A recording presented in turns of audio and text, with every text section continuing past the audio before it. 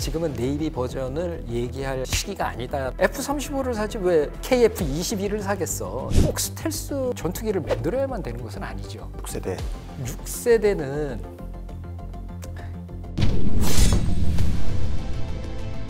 그래서 이제 지금부터는 KF-21의 미래를 네네.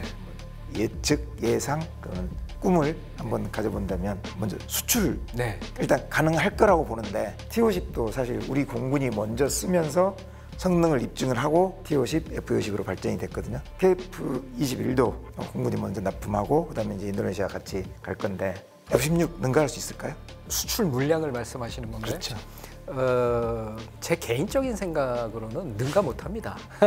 이러면 이제 많은 분들이 실망을 하실 텐데 F-16이 처음 양산된 이후에 대략 한 5,000대 정도가 생산이 된 걸로 제가 알고 있는데요.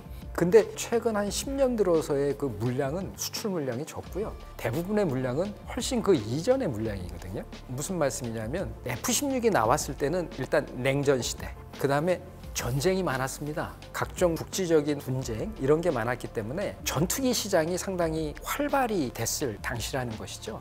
지금은 어떻습니까? 우크라이나라든가 러시아 이런 거는 있을지언정 큰 전쟁이 없는 상태이기 때문에 전투기를 많이 사야 할 수 있는 그런 소요는 없을 것이다. 하지만 그럼에도 불구하고 기존에 가지고 있는 전투기에 대한 대체 소요는 많을 겁니다.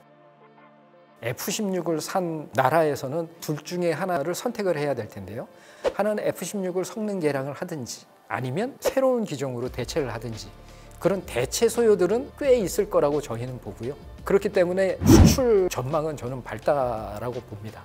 이제 제가 그렇게 얘기하면 또 어떤 분들은 또 이런 말씀을 하십니다.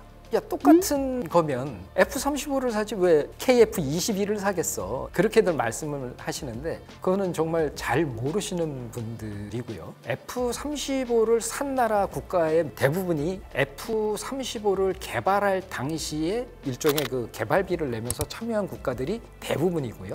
그다음에 이제 우리나라 같은 경우는 한미 동맹으로서 참여했기 때문에 대부분의 나라들이 미국과의 관계가 아주 좋은 나라들이고요. 근데 그렇지 못한 중동 국가라든가 이런 나라들은 지금 현재 F-35를 돈을 아무리 많이 줘도 살 수가 없습니다. 그렇기 때문에 그런 나라들이 우리의 시장이라고 저는 보고 있고 그런 측면에서 앞으로의 전망이 밝다. 그다음에 우리 제품들이 가성비가 너무나 좋거든요. F-35를 사기보다는 KF-21을 사는 것이 그 나라한테도 엄청나게 도움이 될 겁니다. 왜냐하면 가성비가 좋은, 무장도 많이 하고 또 어느 정도 RCS도 적은 이런 항공기를 선호할 거라고 보고 있기 때문에 시장 전망은 저는 좋을 것으로 봅니다.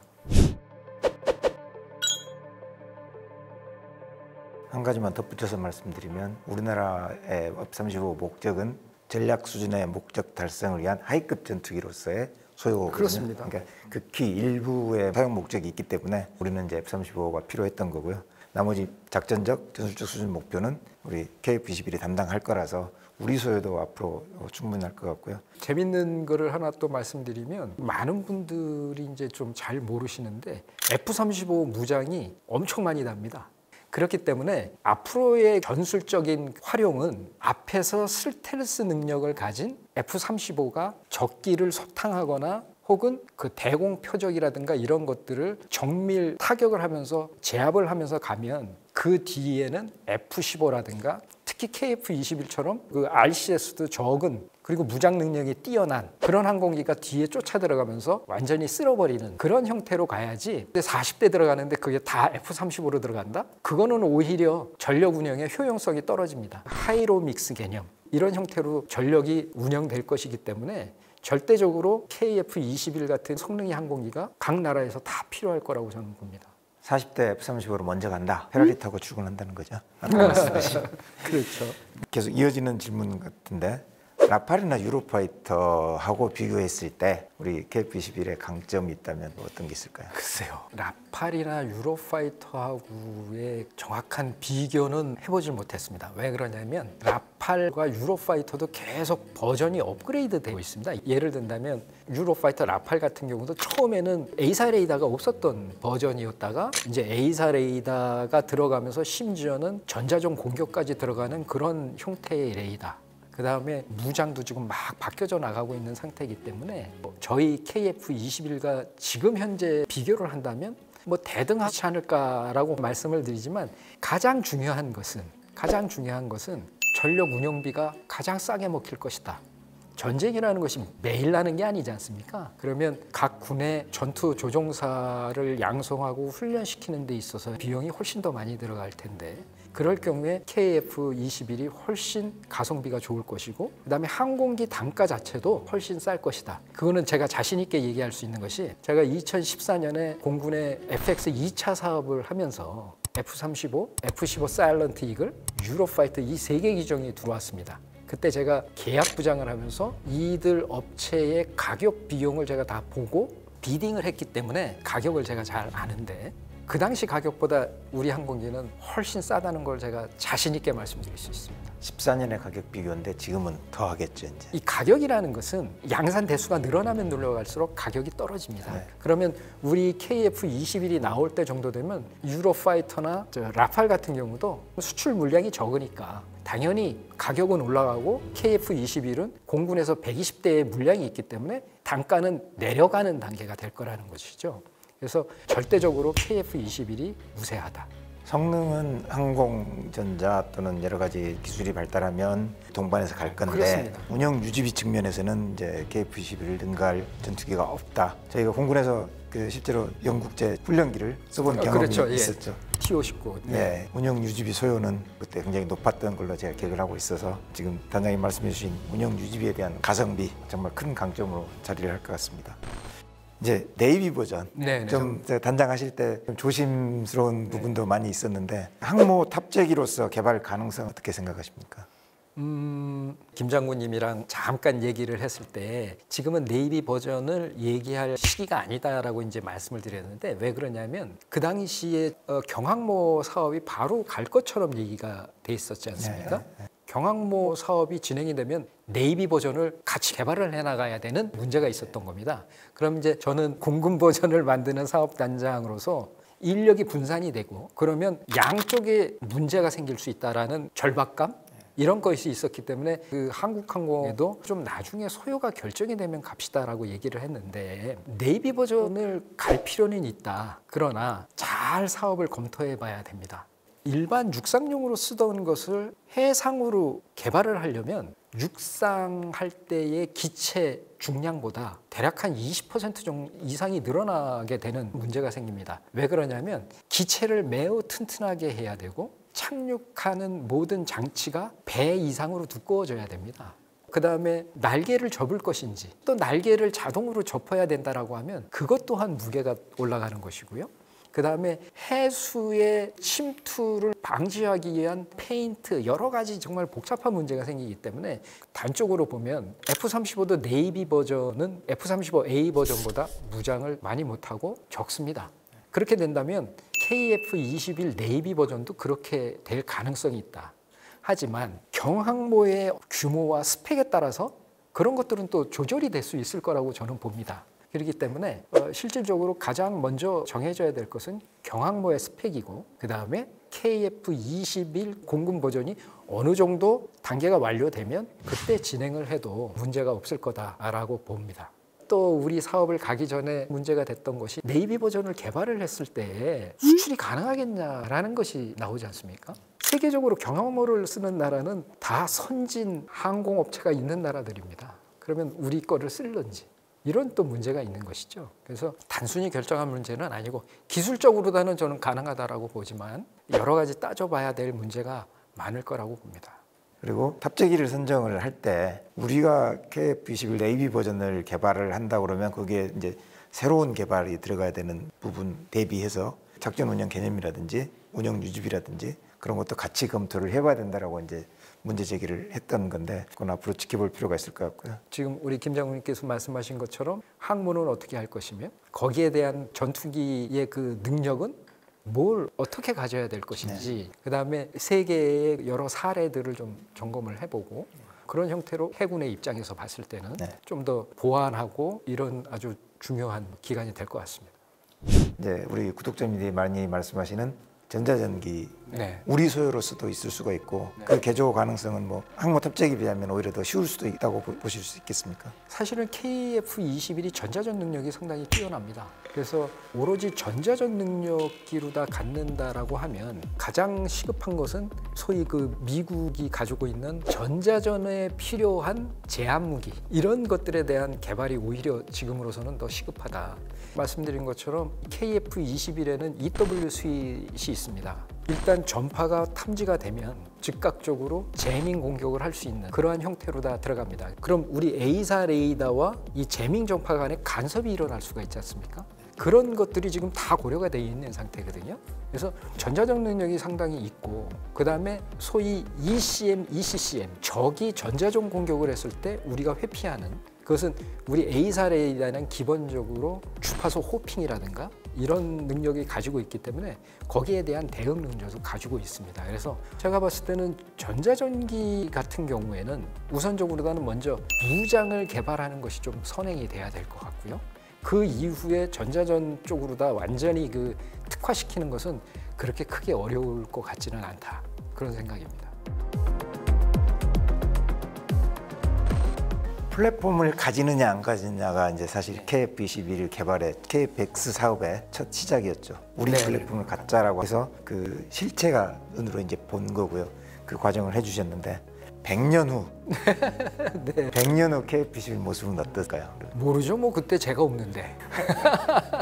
일단은 뭐 100년 후까지는 아니고요. 제가 생각할 때의 KF-21의 마지막 모습은 한 2030년 되면은 그게 가능할 거라고 보는데 얼마 전에 그 한국항공 동영상에서도 보셨듯이 유무인 복합기 운영 체구로 해서 KF-21이 일종의 그 지휘 통제기 형태를 가지고 무인기를 같이 데리고 운영할 수 있는 그런 형태가 된다면 KF-21이 완전한 스텔스가 될 필요도 없고요. 어느 정도 적은 스텔스 능력을 가지고 무인기들을 스텔스 능력이 뛰어난 걸로 만들면 되거든요. 그러면 무인기의 스텔스 능력을 가지고 앞에서 정찰을 시키든지 공격 기능을 하든지 하면은 될 거라는 것이죠. 그다음에 KF-21이 복자 항공기도 저희가 만들었기 때문에 그런다면 전장 상황을 통제하고 파악할 수 있는 그 조종사가 뒤에 타서 소위 Situation Awareness를 할 수 있는 AI라든가 각종 센서를 통합할 수 있는 기술을 한다면 실질적으로 유무인 복합 체계로 갈 수가 있다. 굳이 우리가 꼭 스텔스 전투기를 만들어야만 되는 것은 아니죠. 그래서 제가 봤을 때는 유무인 복합 체계로 갈 수 있는 것은 상당히 비전은 밝다. 빠른 변화에 적응을 하는 것이 중요한 것이지 스텔스 전투기를 만들었네, 6세대 항공기를 만들었네 하는 것보다는 실질적으로 전장에서 어떻게 효율적으로 사용할 수 있느냐를 만드는 것이 가장 중요하다. 즉 제가 좀 강조하고 싶은 것은 미국이 하는 것처럼 1세대 항공기, 4세대 항공기 만들고 5세대 항공기 만들어서 유무인 복합 체계로 가고 또 6세대 항공기를 만들 그럴 이유가 없고 우리는 우리가 할 수 있는 거를 가지고 건너뛰기를 할 수 있다는 겁니다. 그게 6세대 안에 있습니까? 6세대는 기술적으로 상당히 어려운 기술입니다. 이런 항공기가 6세대다라는 것도 없지만 각 나라들이 개발한다는 것을 보면 일단 스텔스가 돼야 되는 것이고요. 그 다음에 초음속 순항, 센서 퓨전이라든가 시츄에이션 어웨어니스는 자동적으로 돼야 되고 그 다음에 이제 필요하다면 레이저 무기 뭐 이런 것들 아니겠습니까? 근데 거기에 대부분 뭐가 연관이 되냐면 엔진입니다. 초음속 순항, 레이저 무기, 엔진 파워의 문제. 그렇죠. 엔진 파워의 문제인 것입니다. 뭐 소프트웨어라든가 센서의 문제라든가 이렇다면 우리가 따라가 보겠지만 엔진에 관련된 것은 단기간에 우리가 따라잡기는 좀 어렵다.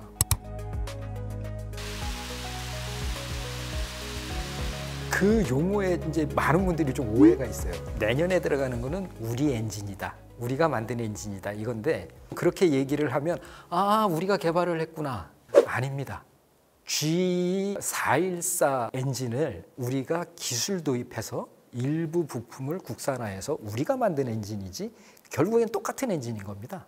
지금 현재로서는 우리가 전투기 엔진을 개발하기에는 기술적으로 좀 어려움도 있고 시일이 걸린다. 하지만 무인기 쪽에서는 해볼 수가 있겠죠. 저희가 지금 무인기 기술은 상당한 수준에 와 있기 때문에 무인기에서 그런 것들을 하면 괜찮을 거다. 그래서 할 수 있는 걸 가지고 최대한 이용을 해야 되겠다. 뭐 그런 생각입니다.